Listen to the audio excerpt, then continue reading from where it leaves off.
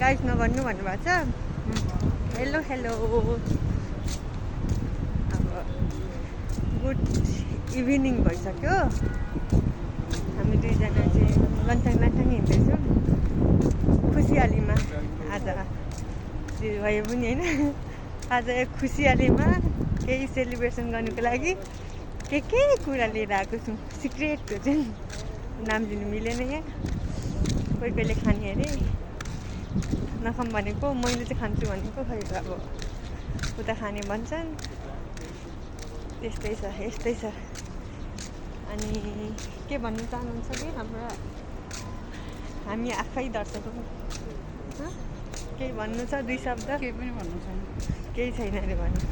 खुसी हुनुहुन्छ? छैन, हजुर दुःखी भएर म कसरी खुसी हुन्छु? I'm so happy. म धेरै खुसी छु। खुसियाली मैले किन्नु बेलाउँदिनँ है म। होइन, अहिले खुसी भएको उपलक्ष्यमा अहिले म सुन किनेँ भने फेरि गाह्रो है।